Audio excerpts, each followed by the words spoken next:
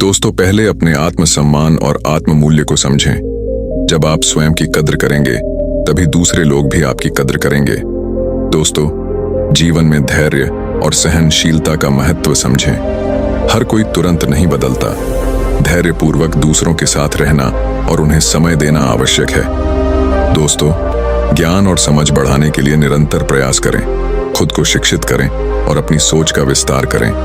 बुद्धिमान और ज्ञानवर्धक बातें दूसरों को प्रभावित करती हैं। नमस्कार दोस्तों। गौतम बुद्ध अपने समय के सबसे महान आध्यात्मिक गुरुओं में से एक थे। उनके जीवन और उपदेशों ने न केवल उनके समकालीनों बल्कि आने वाली पीढ़ियों को भी प्रभावित किया है। उनकी शिक्षाएं आज भी उतनी ही महत्वपूर्ण और प्रासंगिक हैं जितनी उनके समय में थीं। बुद्ध ने अपने अनुयायियों को कई प्रेरणादायक कहानियां सुनाई, जिनमें से एक बहुत ही महत्वपूर्ण और प्रभावशाली कहानी है, लोग तरसेंगे तुम्हें पाने के लिए।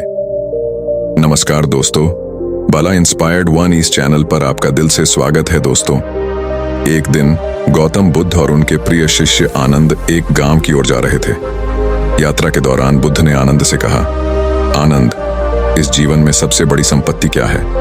आनंद ने सोचा और फिर उत्तर दिया, गुरुदेव, सबसे बड़ी संपत्ति सच्ची मित्रता और अच्छे साथी होते हैं। बुद्ध मुस्कुराए और बोले, सच कहा आनंद, लेकिन कभी कभी हमें यह जानना आवश्यक होता है कि हम जिनकी सेवा कर रहे हैं वे हमारी कीमत समझते हैं या नहीं। चलो, इस गांव में हम एक उदाहरण के रूप में यह देखेंगे। गांव पहुंचने के बाद बुद्ध और आनंद ने देखा कि गांव में बहुत हलचल थी। लोग अपने अपने कामों में व्यस्त थे और किसी ने भी उन्हें कोई विशेष ध्यान नहीं दिया। बुद्ध ने गांव वालों से कहा, क्या आप हमें एक रात के लिए आश्रय और भोजन दे सकते हैं? गांव वाले, जो पहले से ही अपनी दिनचर्या में व्यस्त थे, उन्होंने कहा, हमारे पास जगह नहीं है, कृपया कहीं और जाएं। आनंद को यह सुनकर बहुत दुख हुआ, लेकिन बुद्ध ने शांतिपूर्वक आनंद को सांत्वना दी और आगे बढ़ने का संकेत दिया। दोस्तों, गांव से बाहर आकर बुद्ध और आनंद ने पास के एक पेड़ के नीचे विश्राम किया। अगले दिन वे दूसरे गांव की ओर चले गए। इस नए गांव में लोगों ने बुद्ध और आनंद का स्वागत हृदय से किया।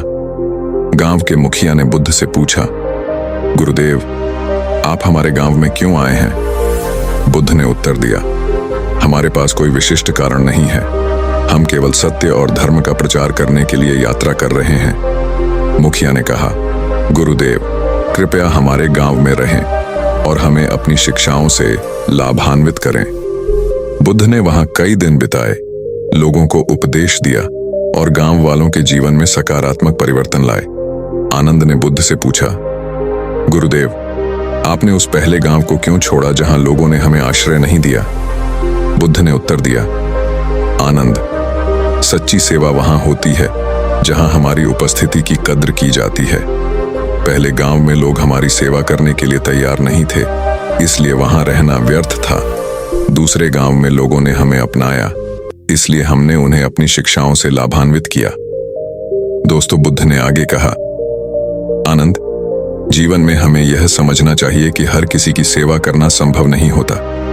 हमें यह पहचानना चाहिए कि कौन हमारी उपस्थिति और शिक्षाओं की कद्र करता है। जहां लोग हमें अपनाने के लिए तैयार होते हैं, वहां हमें अपनी ऊर्जा और समय लगाना चाहिए। आनंद ने बुद्ध के इस उपदेश को मन में गहराई से उतार लिया। उन्होंने समझा कि सच्ची सेवा और उपदेश वहीं प्रभावी होते हैं जहां लोग उन्हें स्वीकार करने के लिए तैयार होते हैं।